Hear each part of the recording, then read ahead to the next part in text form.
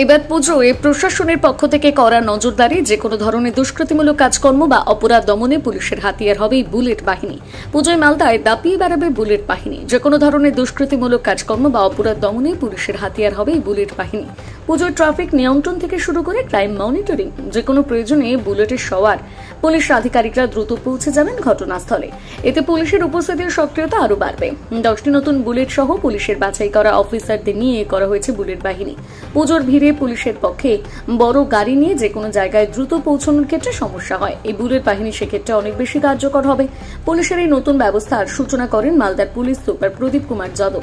মালদার police super প্রদীপ কুমার যাদব জানিয়েছেন, headquarter থেকে 10টি নতুন বুলেট মোটর বাইক পেয়েছে মালদা পুলিশ। সেগুলোকে কাজে লাগানোর জন্য নতুন পরিকল্পনা নেওয়া হয়েছে। ট্রাফিক পুলিশের আধিকারিক, town sub inspector, crime monitoring গ্রুপের পুলিশ কর্মী অফিসাররা এই বুলেটগুলিতে চেপে আইন শৃঙ্খলা ও যান নিয়ন্ত্রণ দেখভাল করবেন। পুজোর সময় এতে বিশেষ সুবিধা হবে। পুলিশের এই উদ্যোগকে সাধুবাদ জানাচ্ছেন গোটা মালদা জেলাবাসী।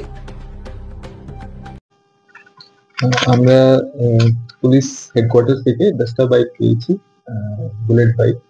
ওটা আমরা মেনলি ট্রাফিক জন্য ইউজ করছি, আর কিছু যে টাউন পেট্রোলিং আছে, টাউন সাব ইন্সপেক্টর আর বাকি অ্যান্টি ক্রাইম ইউনিট ওনাকে দেওয়া হয়েছে।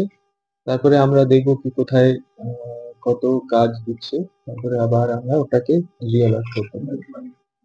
পুজো সামনে তো পুজোর আগে ওর জন্য